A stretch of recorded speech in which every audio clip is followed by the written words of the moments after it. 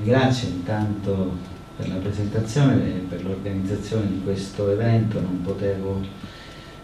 dire di no a Saverio, che ha organizzato questo ciclo di incontri nella vostra regione,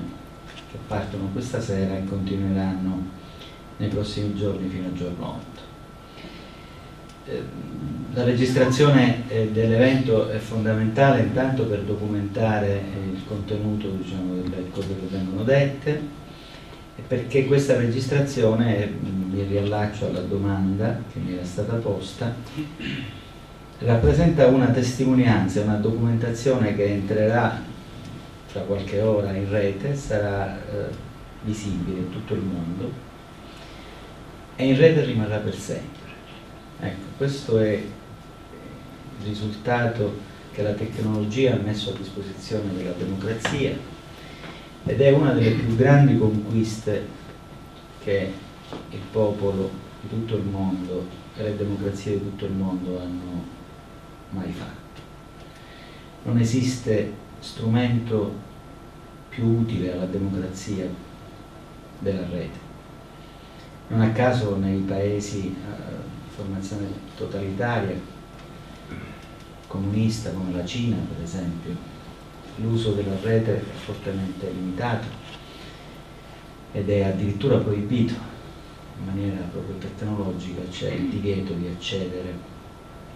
a numerosi siti, a numerose interfacce di collegamento. Devo dire che se non fosse stato per la rete, se non fosse stato per questo prezioso strumento, per la solidarietà di pochissime persone, Beppe Grillo per primo, Antonio Di Pietro dopo, Salvatore Borsellino, Sonia Alfano, giovani ragazzi delle Agende Rosse e tutto il movimento che si è costituito intorno a questo caso, probabilmente il mio destino sarebbe stato assai diverso. Ricordate, erano in molti a chiedere la mia testa, l'arresto, addirittura Gasparri la mattina e il pomeriggio oppure la sera non invocava altro. Io per la verità non ho dato grossa importanza alle parole di Gasparri, perché insomma cose ne dice tante, perché è abituato com'è a dire cose senza senso. Queste che si riferivano a me non mi hanno sorpreso più di tanto per uno che probabilmente accusa i risultati di un eccesso terapico del logopedista, quindi come tale insomma è portato a portare vanvera, per uno che non è capace di orientarsi nemmeno alla guida dell'autovettura, tanto che a quanto pare si perde in certe strade, insomma, in cui dice di essere arrivato per caso. Il fatto che dica altre cose per caso senza rendersi conto di quello che dice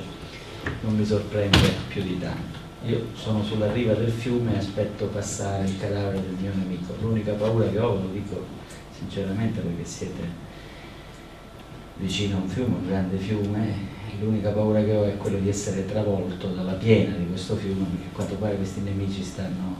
sfilando uno a uno, Mastella, sua moglie, adesso Berlusconi, poi Del Ruto, insomma, vediamo che fine faranno altri soggetti fra quelli che mi hanno puntualmente attaccato. Rutelli, lo ricordate Rutelli? Ecco. E tutti avevano un motivo per farlo. Ecco, nessuno lo ha fatto per caso, non a caso gli attacchi sono venuti da fronti politici diversi, apparentemente diversi, che poi si sono ricompattati su questa vicenda da cui è nato il cosiddetto caso Gelchi. Io sinceramente avrei fatto a meno che questo caso scoppiasse, perché continuavo a fare il mio lavoro, vivevo la mia vita con la mia famiglia, con grossi risultati sul piano professionale, sul piano personale. Avrei preferito che non succedesse tutto questo, quindi non posso oggi essere tacciato di aver fatto il pierino che inizia a parlare in pubblico, andare in televisione, a scrivere libri, a fare conferenze eccetera, perché ha aspirazioni di altro genere. No, perché la mia unica aspirazione era quella di continuare a servire lo Stato e la giustizia come ho fatto iniziando all'età di 25 anni questa attività professionale. E il fatto quindi di essere stato costretto a farlo mi aiuta molto nel rendere credibile il motivo per il quale io sono stato costretto a scendere in campo e quindi a difendermi, non accettando candidature politiche, candidature alle elezioni, quindi rifiutando ogni tipo di candidatura, ma non per disprezzo nei confronti della politica, assolutamente no, perché il mio scopo è quello di recuperare quella dignità personale e professionale che hanno cercato di togliermi, ma non perché l'avessero con me, perché io non ho mai avuto la sensazione che qualcuno l'avesse con me, perché non c'era nessun motivo di averla con me. Perché... No, loro avevano paura del mio lavoro, avevano paura di quello che io stavo facendo, di quello che avevo fatto, e grazie all'insieme delle indagini che avevo seguito e che stavo seguendo, l'ultima quella di Catanzaro con Luigi De Magistris, stavo mettendo insieme i fili di quello che oggi sta venendo fuori, del punto di collegamento che ci riporta a leggere le origini della Seconda Repubblica, le origini del successo di Silvio Berlusconi, la genesi e la nascita del partito di Forza Italia e le cointeressenze mafiose che hanno accompagnato questi momenti. Questo è il vero e unico e solo motivo per il quale hanno preso a pretesto le indagini di De Magistris, che fornivano nella parte finale un punto di lettura interessante, oserei dire fondamentale, per cogliere i punti di collegamento fra apparati deviati dello Stato, della politica,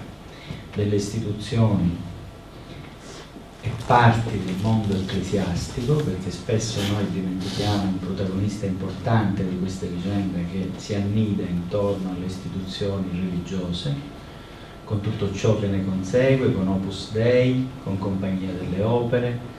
e compagnia cantando, perché spesso noi vediamo la P2, vediamo la massoneria, vediamo i Giogelli e pensiamo che quello sia il punto di non ritorno, che sia il peggio. No, c'è peggio, ancora peggiore. E quando qualcuno sostiene che oggi siamo in un clima di restaurazione della P2, sostiene una cosa sbagliata, perché quello che c'è adesso è ancora peggio della P2, perché la P2 col piano di rinascita democratica prevedeva esattamente le stesse cose che sta facendo Berlusconi: il controllo dei mezzi di informazione, il controllo della magistratura, la separazione delle carriere, la modifica del sistema elettorale, ma non prevedeva il controllo, per esempio, dell'opposizione, perché quando fu varato il piano di rinascita democratica di Giorgelli, in Italia c'era una forte opposizione con un forte partito comunista che nemmeno per idea si pensava di poter annettere o di poter controllare. Ecco quindi che il piano di rinascita democratica non prevedette questa possibilità. Oggi invece Berlusconi, prima con Forza Italia, poi con l'annessione di Alleanza Nazionale a Forza Italia, poi con il sistema di controllo indiretto dell'inciucio col Partito Democratico attraverso D'Alema, poi con il controllo dei mezzi di informazione, poi con gli acquisti all'interno della magistratura, con gli incarichi di sottogoverno dati ai magistrati, perché non dimentichiamolo che in Italia non c'è solo un problema politico,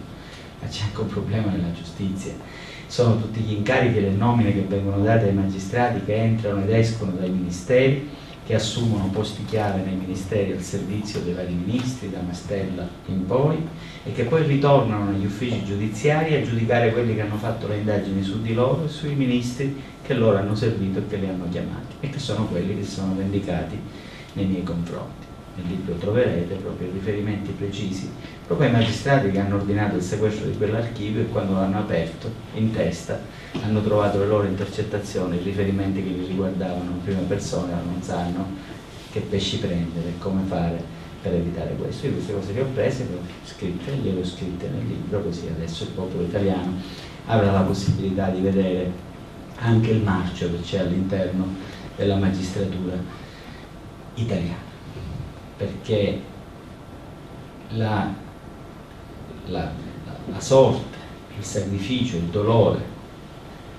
con il quale abbiamo pianto i magistrati assassinati, Falcone e Borsellino, non deve far conquistare spazi di impunità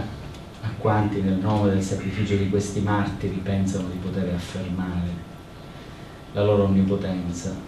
i loro interessi, il loro affarismo.